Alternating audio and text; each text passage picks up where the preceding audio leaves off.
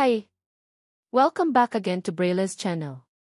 Naway nasa mabuti po tayong lagay ngayon dala ng pagsalanta ng bagyong Krising. At kahit na bumabagyo ay tuloy-tuloy pa rin ang pagbabahagi natin ng ating social pension payout updates, maging ang ibang mga lugar na nagkansela ng kanilang payout schedule ay ating ibabahagi ngayon.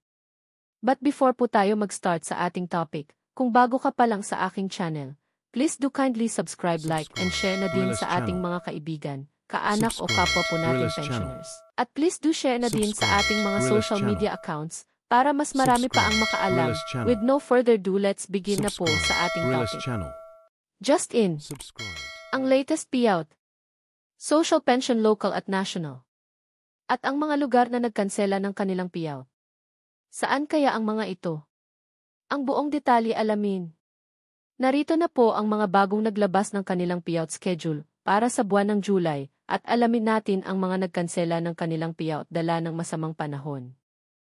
Simulan po natin sa probinsya ng Lamitan, Basilan. Ito ay para sa National Social Pension Payout. Nakaschedule na po ang inyong payout this July 24 na gaganapin sa City Gymnasium. Kabilang dito ang Barangay Santa Clara, Arco, Bohesapa, Ulame, Lumuton, Boheyakan, Baungos, Luksumbang, Boheibu, Maloong Kanal, Kalugusan, Ubit, Tumakid, Look at ang Barangay Bulingan.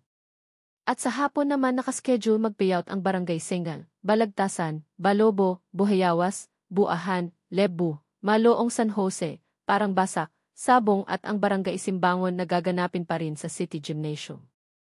On July 25 naman, nakaschedule ng mag-payout ang Barangay Balas, Baimbing Tandung Ahas, Baas, Kabobo, Bohenainch, Bohebisay, Bulanting, Danit Puntukan, Campo Uno, Kolonya at ang Barangay Kulay Bato. At sa hapon naman nakaschedule ng mag-payout ang Barangay Bato, Limooke, Maligaya, Malinis, Maganda, Matatag, Malakas at ang Barangay Matibay na gaganapin sa City Gymnasium. Ang next schedule ay sa probinsya ng Bayombong, Nueva Vizcaya. Ito po ay para sa local social pension payout. Nakaschedule na po ang inyong payout this July 23 para sa Barangay Ipilcuneg, Kabuaan, Masok, Kasat, La Torre South at La Torre North at ang Barangay Iluyang nagaganapin sa Kabuuan at Bayombong Deped Gym. At sa hapon naman ang Barangay Bonfal West, Bonfal Proper at ang Barangay Bonfal East ang nakaschedule mag-payout na gaganapin sa Bayombong Deped Gym.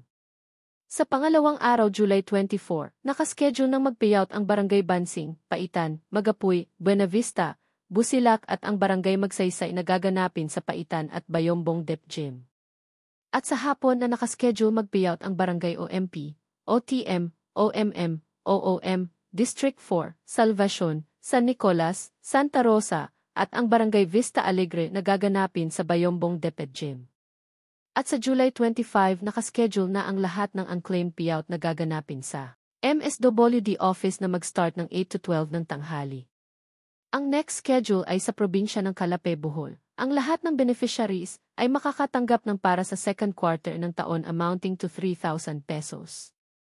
Nakaschedule na po ang inyong payout this July 23 na gaganapin sa Magtungtong Barangay Hall Activity Center, kabilang dito ang Barangay Talisay, Kinabagan, Magtungtong, Madangog, Mantatao, Loosi, Lomboy, Kahayag at ang Barangay Lawis.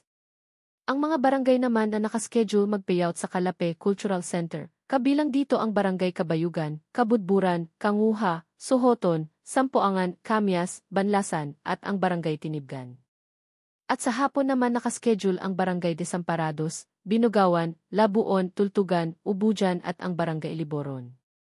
On July 24 naman nakaschedule ng mag-payout ang Barangay Bentig, Abukayan Norte, Abukayan Sur, Bonbon, Kalunasan at ang Barangay Katmunan na gaganapin pa rin sa Calapé Cultural Center.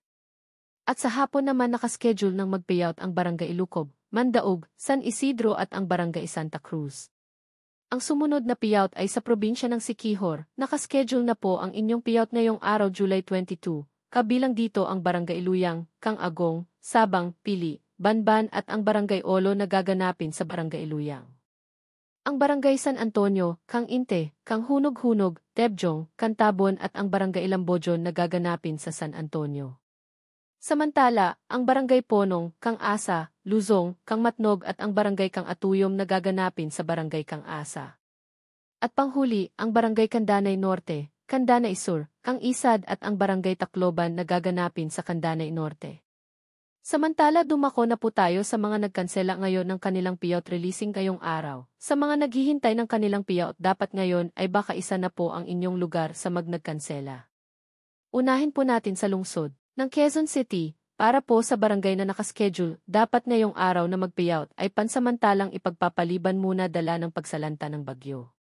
Kabilang dito ang Barangay Alicia, Bagong Pag-asa, Project 6, Ramon Magsaysay, Santo Cristo, Vasra, Bahay Toro, Katipunan at ang Barangay San Antonio. Ang inyong payout po na dapat ngayon ay ililipat na sa August 22.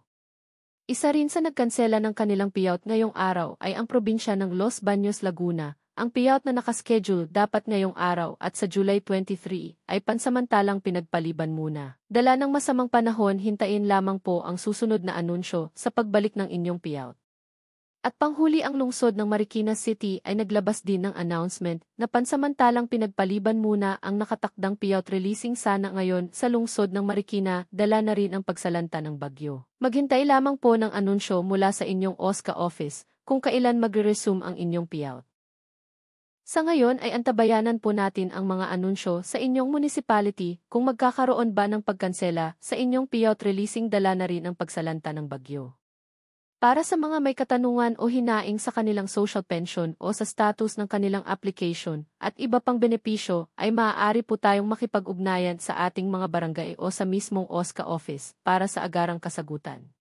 Paalaala lamang na ang lahat po ng ating social pension payout ay para lang po muna sa mga indigent senior citizens na kabilang po sa listahan ng DSWD, hindi pa po ito ang universal pension na nakapending pa rin po sa Senado.